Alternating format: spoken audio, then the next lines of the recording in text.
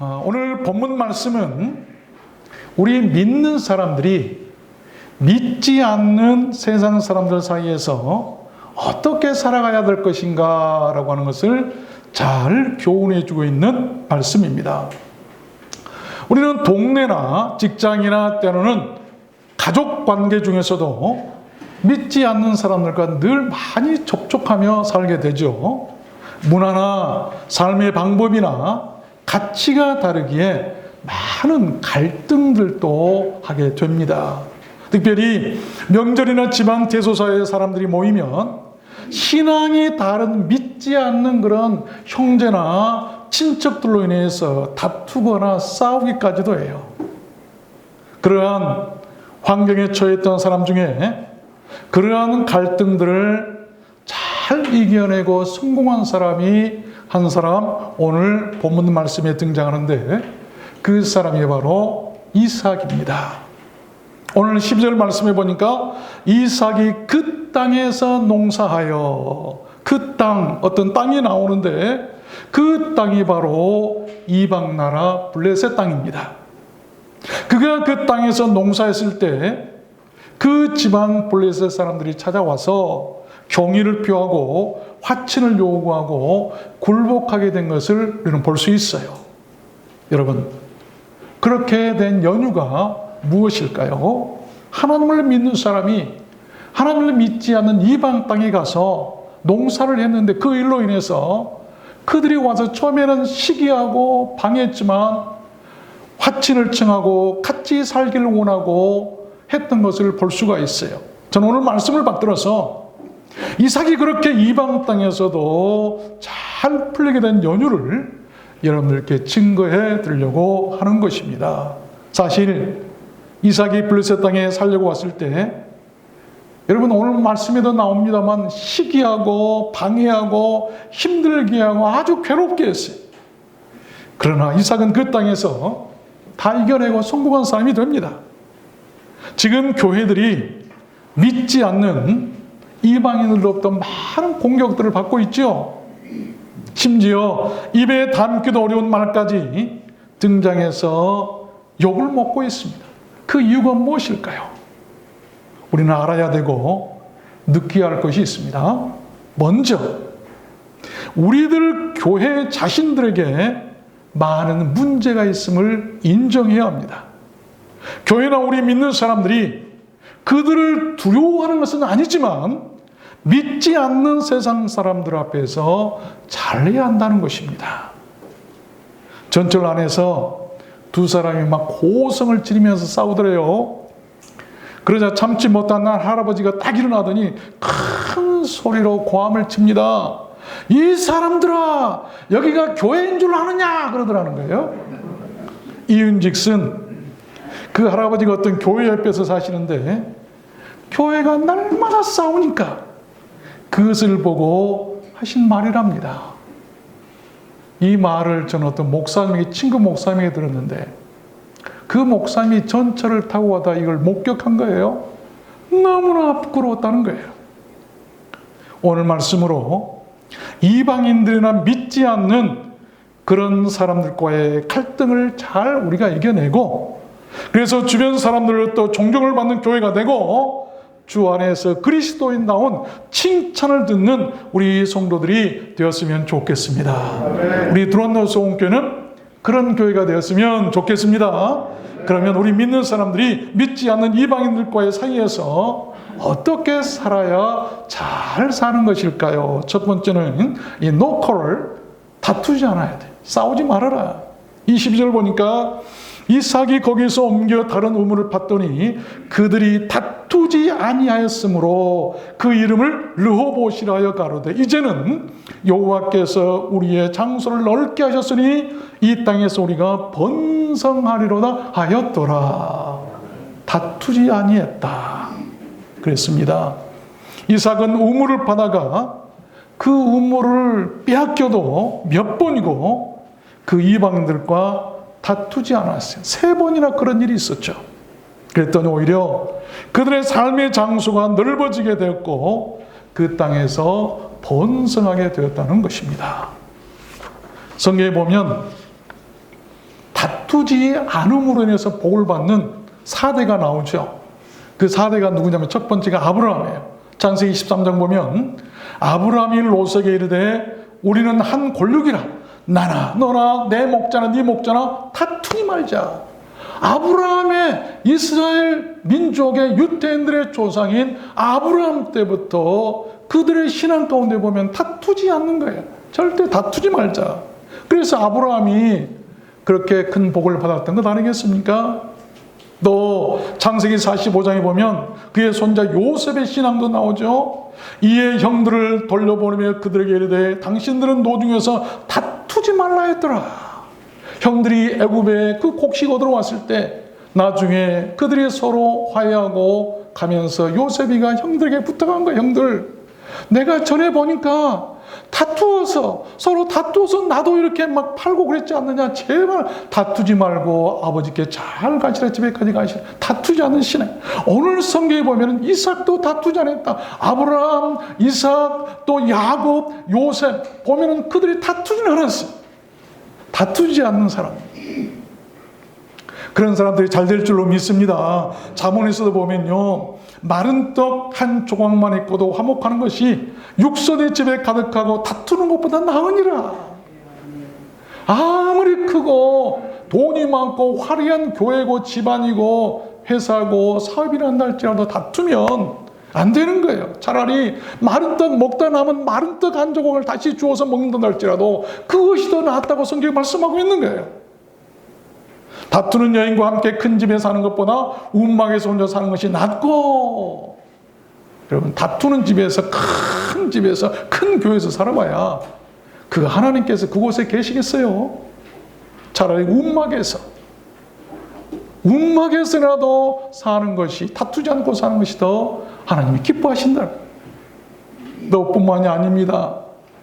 이 다투고 성내며 사는 여인과 함께 사는 것보다 광야에서 혼자 살아야 나는 것이, 차라리 광야에 가서 혼자 예배드린 것이 낫다라고 하는 말씀 아니겠습니까? 다툰다는 것이 얼마나 하나님 앞에 불경이고 하나님이 얼마나 싫어하고 축복과 얼마나 거리가 묻는 것을 알 수가 있어요. 우리 다투지 않는 교회가 되었으면 좋겠습니다. 우리들 교회가 그래야 돼요. 그래야 오늘 이방 땅에서 다투지 않았던 이삭이 잘 되었던 것처럼 우리도 잘 될 수 있다는 것입니다. 두 번째입니다. 우리 믿는 사람들이 믿지 않는 이방인들과의 그 사이에서 어떻게 살아야 잘 살고 복을 받는 길일까? 두 번째는 하나님이 계심을 보여줘야 돼요. 우리 믿는 사람들의 사명은 믿지 않는 사람들 앞에 하나님이 계신다는 것을 보여드려야 돼요. 20절 말씀해 보니까 아비멜렉이 그 친구 아우삿과 군대장관 비골로 더불어 그랄에서부터 이삭에게로 온지라. 이삭이 그들에게 이르되 너희가 나를 미워하여 나로 너희를 떠나게 하였거늘 쫓아내었거늘, 그 말 아니에요? 어찌하여 내게 왔느냐, 다시 왔느냐? 그들이 가로되 여호와께서 너와 함께 계심을 우리가 분명히 보았으므로 우리와 너의 사이에 맹세를 세워 너와 계약을 맺으러 왔다. 기가 막힌 하나님의 반전이죠. 그런 것입니다. 우리 믿는 사람들은요, 믿지 않는 형제나 이방인들과 싸우는 방법이 달라야 돼요. 세상 사람들처럼 피 튀기며 싸워서는 안 되는 거예요. 그냥 이삭처럼 하나님의 살아계심을 보여주면 되는 것입니다. 그래야 이길 수 있는 거예요. 창세기 39장에 보면 이 요셉이 애굽에서 있었던 일이 나오잖아요. 그 주인이 여호와께서 그와 함께 하심을 보며 요셉을 통해서 하나님께서 함께 하심을 보았다. 또 여호와께서 그의 범사에 형통케 하심도 보았더라. 바로가 그 신하들에게 이르되 이와 같이 하나님의 신이 감동한 사람을 우리가 어찌 얻을 수 있으려 하고 요셉에게 이르되 하나님이 이 모든 것을 네게 보이셨으니 너와 같이 명철하고 지혜 있는 자가 없도다. 너는 내 집을 치리하라. 내가 너로 애굽 온 땅을 총리하게 하리라. 애굽의 왕도 하나님께서 요셉과 함께 하십니다. 하나님이 어떻게 해서 이렇게 형통하고 잘 되는가를 친히 보여야 됐다. 보여주었다. 요셉은 보여주었어요. 그래서 그가 총리가 되고 잘됐다는 것 아니겠습니까?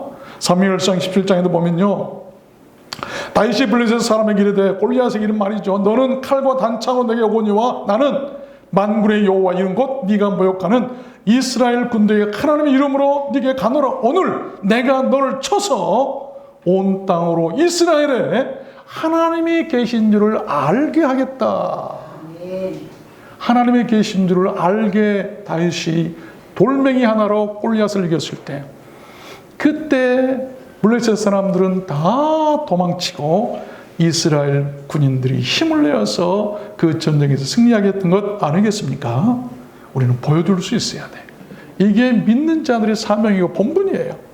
한 탄광촌 교회가 있었대요. 시라로 합니다. 그 교회에 광부로 일하시는 장로님이 계셨는데, 이 장로님이 주일 아침에 교회 오시더니 갑자기 막 눈물이 범벅이 돼가지고 펑펑 울면서 손을 들고 하나님 감사합니다 막 기도하는 거예요. 막 울기 시작했어요. 그래서 성도들이 깜짝 놀라가지고, 아니 장로님 왜 그러세요? 무슨 나쁜 일이라도 혹시 있어요? 그러자 장로님이 눈물을 훔치면서 말문을 여시더랍니다. 아닙니다. 저는 어제 탄광 막장에서 하나님을 만났습니다.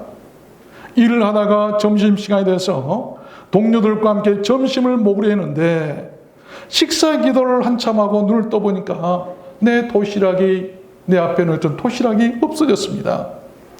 동료들이 킥킥거리며 말했습니다. 이놈아, 네가 믿는 하나님께 기도해봐. 그러면 어디에 숨겼느냐 알려주시지 않겠느냐. 놀려대기 시작했어요. 그래서 그 장로님은 동료들이 숨겨버린 그 도시락을 찾기 위해서 말없이 일어났습니다. 그리고 몇 발짝, 한 발, 두 발 걸어 나갔을까요? 갑자기 뒤에서 쾅 하는 소리와 함께 천정에서 큰 바위덩이가 떨어져서 자기를 비웃고 있던 조롱했던 동료들을 위해 덮쳐버려요. 모두 다 앞사에서 다 죽었어요. 기가 막힌 일이었어요. 그런데 자기는 도시락을 찾기 위해서 그 자리를 몇 발짝 피해서 홀로 죽음을 면케되고 살았다는 것입니다. 기막힌 하나님의 섭리죠. 그 말을 들은 성도들이 다 같이 눈물을 흘리면서 하나님께 감사의 기도를 드렸다고 그래요. 그렇지 않겠어요? 믿으십시오. 우리 믿는 자들도요, 언제 그런 위험을 만날지 모릅니다. 하나님은 우리들 신앙의 수고를 갚아주시는 거예요. 그 장로님이 수고했던 그 수고가 그날 막장에서 죽음 앞에서 하나님의 보호하심으로 그가 살게 됐다는 것 아니겠습니까? 여러분, 내가 지금 신앙생활하고 힘들고 어려운 작은 개족교회를 섬기고 힘들지만 이 수고를 주님이 다 알고 계세요. 언젠가 그런 일을 만났을 때 우리를 구해 주실 줄로 믿습니다. 계시록 2장에 보면 각 사람에게 그의 일한 대로 갚아주시리라. 일한 대로 갚아주시는 거예요. 세 번째입니다. 우리 믿는 사람이 믿지 않는 이방인들 사이에서 어떻게 살아야 할까요? 세 번째는 blessing, 복을 받아야 돼요. 복을 받아야 됩니다. 오늘 1절 10절을 보면 아브라함 때에 첫 흉년이 들었더니 그 땅에 또 흉년이 들며 이삭이 그랄로 가서 블레셋 왕 아비멜렉에 이르렀더니 이삭이 그 땅에서 농사하여 그의 100배나 얻었고 여호와께서 복을 주심으로 그 사람이 창대하고 왕성하여 마침내 거부가 되어 양과 소가 떼를 이루었더라라고 하신 말씀이 나오죠.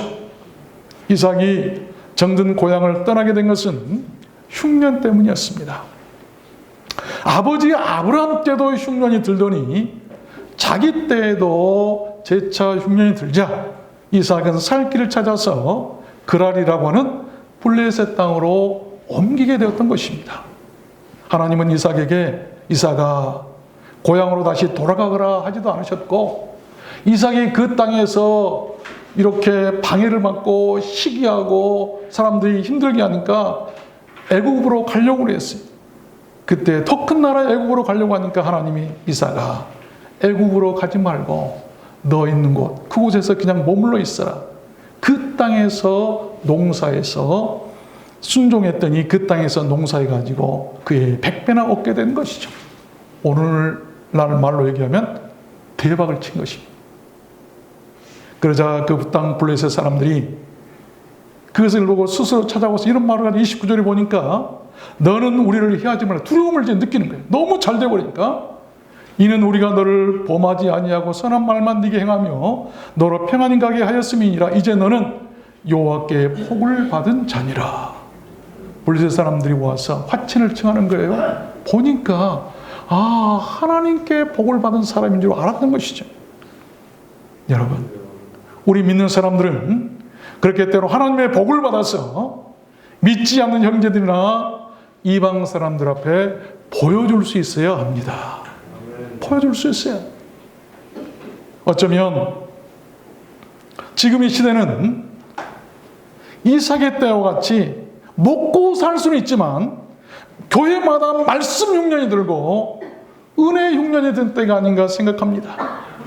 교회나 성도들이 메마른 흉년의 아우성들이에요. 여러분, 지금 현대 교회들이 먹을 것이 없어서 그렇습니까? 아니면 돈들이 없어서 그럴까요? 하나님의 말씀의 흉년이 들어있어요. 하나님의 은혜도 없어요. 어쩌면 앞으로 더 큰 흉년이 우리들 교회 가운데 들지도 모르겠어요. 우리 믿는 사람들도 시련할 때가 있고 실패할 때도 있고 곤란을 당할 때도 있습니다.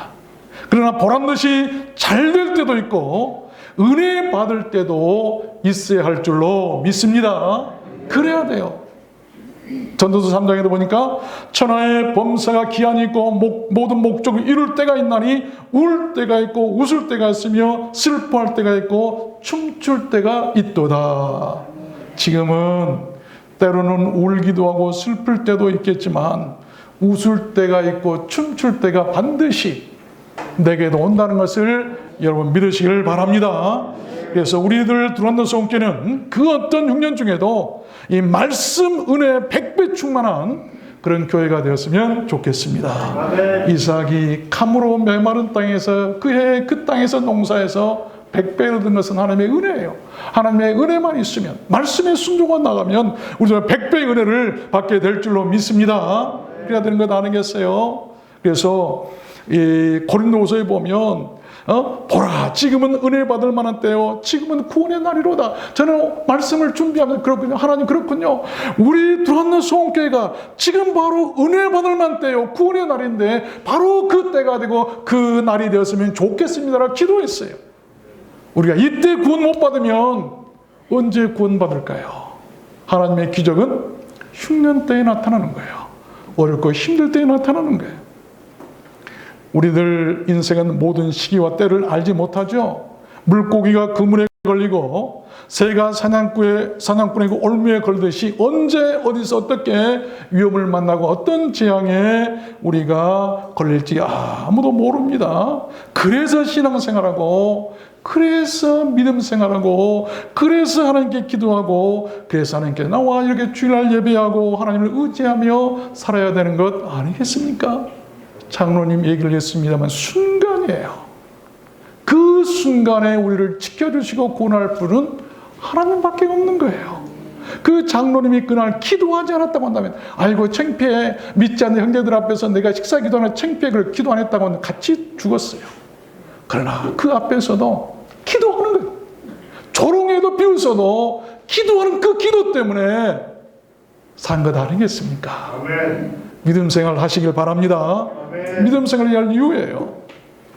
마지막 네 번째입니다. 우리 믿는 사람들이 믿지 않는 그런 이방인들과 사이에서 어떻게 사는 것이 잘 사는 것인가. 네 번째는 기업을 베풀 줄 알아요. 베푸는 것. 오늘 30절에 보니까 이삭이 그들을 위하여 잔치를 베풀매 그들이 먹고 마시고 아침에 일찍 일어나 서로 맹세한 후에 이삭이 그들을 보내매 평안히 갔더라. 이 블라셋 이 왕, 또 뭐 군대 장관, 중요 요직에 있는 사람들이 다 왔을 때 지난날 시기에서 이삭을 힘들게 하고 쫓아내고 그랬던 사람들인데, 이삭에게 찾아와서 화친을 청할 때 그날 밤에 잘 재우고 그 뒷날 일어나서 그들의 길을 가려고 할 때 잔치를 베풀어서 그들을 잘 먹여서 보냈더라고 하는 말씀이에요.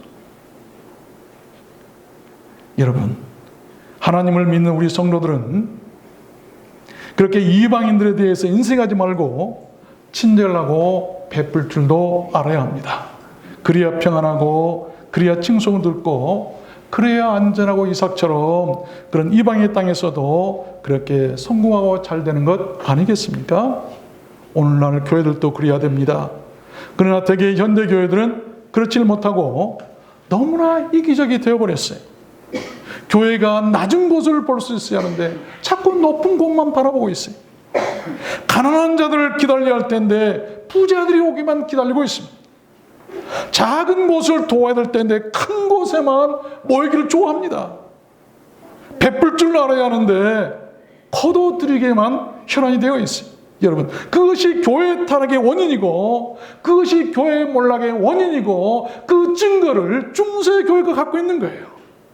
어마어마한 돈을 헌금하게 하고 억지로 걷어들였을 때 그것을 가지고 큰 예배당을 짓고 화려하게 하고 수십 년, 수백 년을 걸쳐서 건물을 짓고 예배당을 지어놨는데 지금은 술집으로 다 팔려나가고 교회는 타락하고 다 망하게 되었어요. 그 이유가 뭡니까? 베풀 줄 모르는 것이. 걷어들이기만 좋아요. 여러분, 꼭 내가 하나님께 믿음으로 드릴 헌금 외에 교회 헌금 너무 많이 하지 마세요. 우리 교회 아이고 헌금하지 말라고 하는 목사는 들어왔는 소원교회밖에 없더라고요. 지금까지 4년 동안요, 우리 12월 달에는 4년인데 다른 교회 청회에서 이론 하나 보조받은 적도 없고 하나님께서 다 채우시고 쓰고 남도록 하고 계세요.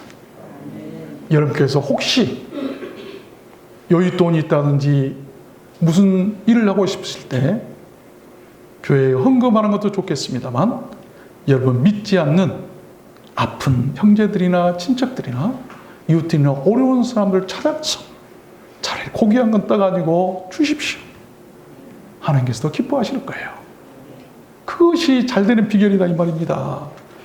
누가복음 14장에 보면 안식일에 예수께서 한 바리새인 두령의 집에 떡 잡수시러 가셔서 하신 말씀이 기록되어 있죠. 또 자기를 청한 자에게 이르시되 네가 점심이나 저녁이나 베풀거든 보시나 형제나 친척이나 부한 이웃을 청하지 말라.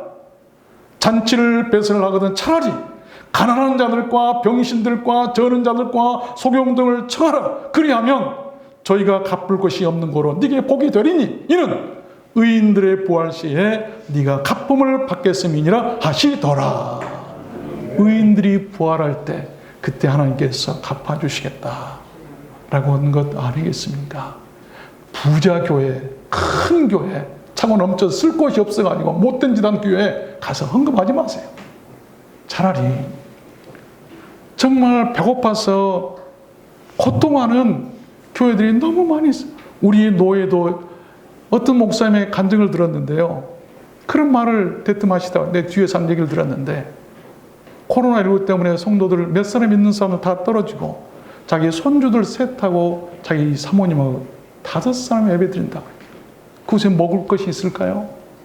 만약 그가 세를 내고 있었다고 한다면 세를 낼 수 있었을까요? 마음이 너무나 아팠어요.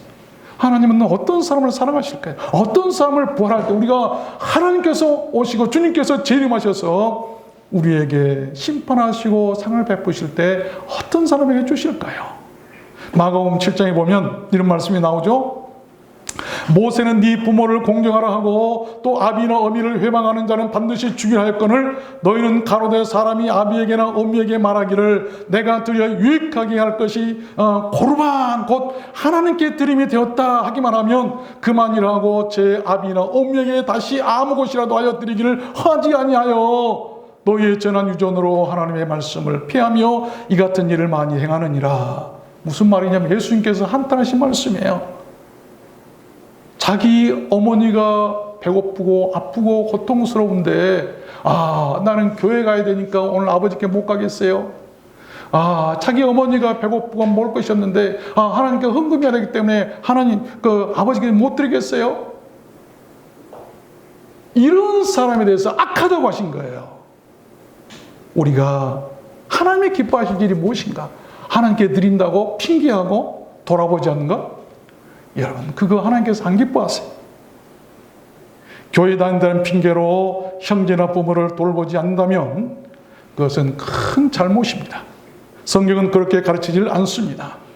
신앙을 핑계로 부모 형제를 멀리하고 집안 대소사에 빠지거나 피한다면 당연히 공격의 대상이 될 수밖에 없고, 그래서 개독교라는 말이 나온 거 참 미안한 얘기입니다. 디모데전서 5장에 보면 누구든지 자기 친족 특히 자기 가족을 돌아보지 아니하면 믿음을 배반한 자요 불신자보다 더 악한 자다. 배반자라, 더 악한 자, 믿지 않는 사람 더 악하다. 그런 사람들이 천국 갈 수 있겠습니까? 잠언 3장에도 보니까 네 손이 선을 베풀 힘이 있거든 마땅히 받을 자에게 베풀기를 아끼지 말아라. 마땅히 받을 자, 부자에게 갖다 아부하지 말고 마땅히 베풀 자, 가난한 자들이 주라. 베푸는 자는 즐거움으로 할 것이라 라고 바울 사도도 얘기를 말씀을 맺겠습니다. 우리 믿는 자들은 믿지 않는 이방인들 앞에서 절대로 싸우거나 다투어서는 안 됩니다. 그래서 잘 안 되는 거예요. 대신 모든 면에 본을 보임으로 영적인 기득권을 가져야 돼요.